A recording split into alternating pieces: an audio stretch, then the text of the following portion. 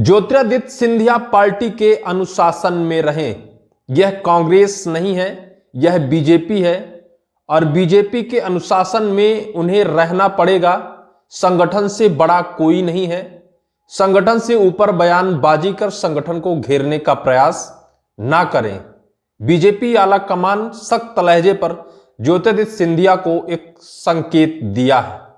Bharatiya Janata party और मध्य प्रदेश के केंद्रीय मंत्री ज्योतिरादित्य सिंधिया के बीच में बड़ी दरार बनती जा रही है। ज्योतिरादित्य सिंधिया अब आला कमान के नजरों में आ गए हैं और आला कमान के कई बड़े दिग्गज नेताओं की नजर पर चढ़ गए हैं।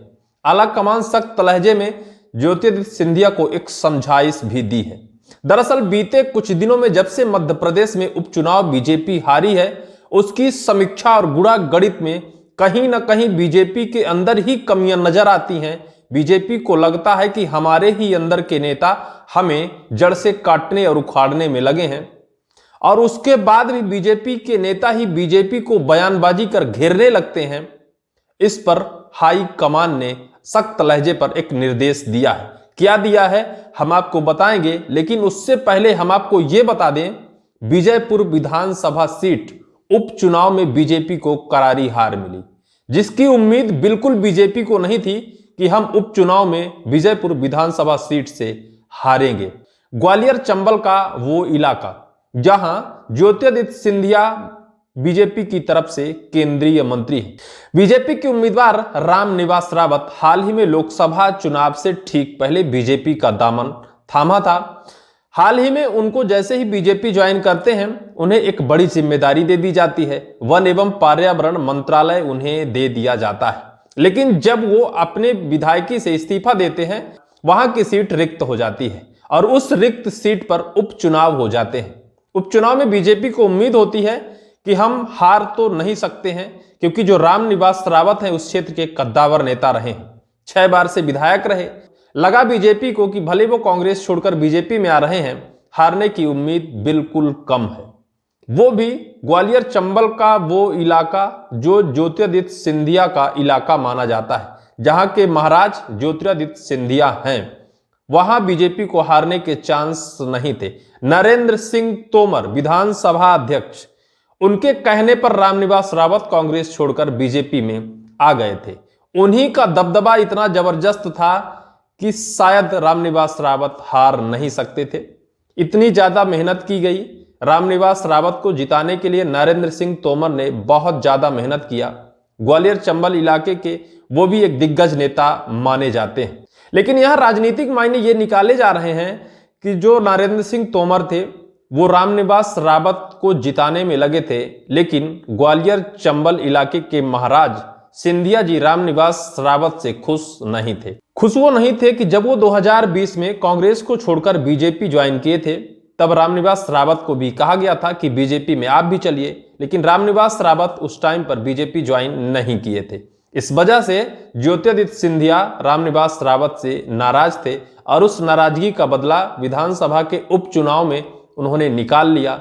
उसके बाद क्या होता है, जब वहां चुनाव होते हैं, चुनाव पर हाथ सेकने के लिए जिस तरह बीजेपी संगठन ने सिंधिया जी को प्रचार करने के लिए बुलाया, उन्होंने न आने का बहाना दिया कि हम व्यस्त हैं, नहीं आ सकते हैं। विजयपुर विधानसभा सीट पर कांग्रेस से आए बीजेपी में उम्मीदवार रामनिवास रावत उम्मीदवार बीजेपी की तरफ से हुए। प्रचार प्रसार हुआ। प्रचार प्रसार में बीजेपी के सभी दिग्गज नेताओं ने अपनी सारी ताकत झोंक दी, लेकिन सिंधिया जी वहां प्रचार करने नहीं पहुंचे। नरेंद्र सिंह तोमर ने भी वहां अपना बहुत सारा मेहनत और पसीना बहाया ताकि उनके उम्मीदवार रामनिवास रावत बीजेपी की तरफ से जीत जाएं। अंत समय यह आया जब चुनाव के परिणाम आए तो बीजेपी महज 7,000 वोट से हार जाती है। अब यह हार का समीकरण एवं गुणा गणित फिट करने में बीजेपी के नेता लग गए। वहीं बीजेपी की तरफ से पहले तो यह बयान आता है कि वो सदियों से आजादी के बाद से कांग्रेस का कब्जा रहा, वहां कांग्रेस जीतती आई है, इस वजह से शायद रामनिवास रावत नहीं जीत पाते हैं। लेकिन इस सवाल को लेकर जब सिंधिया के पास मीडिया कर्मी पहुंच जाते हैं, सिंधिया जी कह देते हैं कि वहां हारना बीजेपी का दुर्भाग्यपूर्ण है। अगर मुझे बुलाया जाता तो मैं निश्चित तौर पर वहां प्रचार करने जाता। शायद उनका यह कहना था कि हमारे ना जाने की वजह से बीजेपी वहां हार गई। बीजेपी को अगर हार का सामना करना पड़ा तो हमारा प्रचार ना करना या फिर हमें ना बुलाना बीजेपी को महंगा पड़ गया। शायद वो ये कहना चाहते थे कि ग्वालियर और चंबल इलाके के हम महाराज हैं और हमारी गैर मौजूदगी में बीजेपी आखिर वहां कैसे जीत सकती है। और महाराज कह दिए कि हमें तो बुलाया ही नहीं गया था, इस वजह से हम गए नहीं। लेकिन इस बयानबाजी पर बीजेपी आला कमान ने उन पर सख्त लहजे पर एक संदेश दिया है। बीजेपी आला कमान ने कहा है, सिंधिया जी ये कांग्रेस नहीं है, ये बीजेपी है। बीजेपी के नियमावली पर आपको चलना होगा।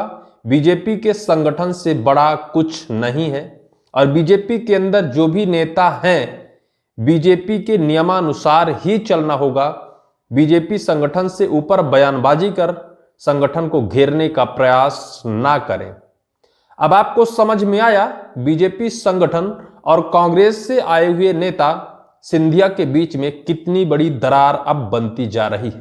केंद्र में वो मंत्री हैं, बीजेपी संगठन के बड़े नेता माने जाते हैं। शिवराज सिंह चौहान ने उनको कांग्रेस से बीजेपी में लाए थे, लेकिन अब शिवराज सिंह चौहान मध्य प्रदेश की राजनीति में नहीं है। लेकिन अब उनका कद बीजेपी संगठन में कितना छोटा हो गया है, यह बीजेपी आलाकमान के इस एक्शन से समझ में आ रहा है।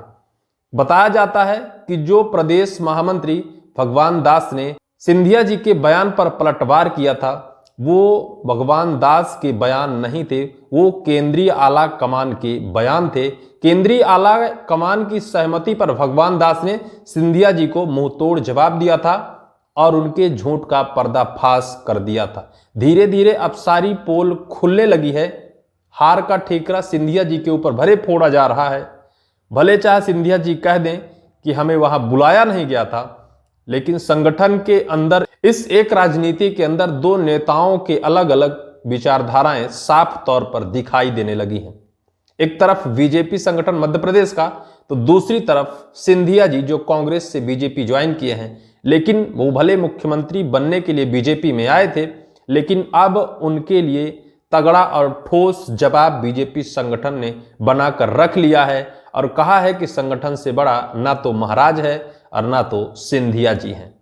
बहरहाल इस मामले में अभी तक कोई निष्कर्ष और नतीजा नहीं निकला है। कैसे हारी, क्या सिंधिया जी झूठ बोले या फिर संगठन ने उनको गलत ठहराया तो गलत तरीके से ठहराया, अभी तक इसका परिणाम निकल कर नहीं आया है।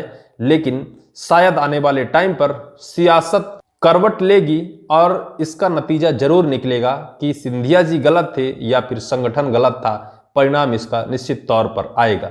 आपका इस वीडियो को लेकर क्या राय है, कमेंट बॉक्स पर जरूर लिखें। इस वीडियो में सिर्फ इतना ही।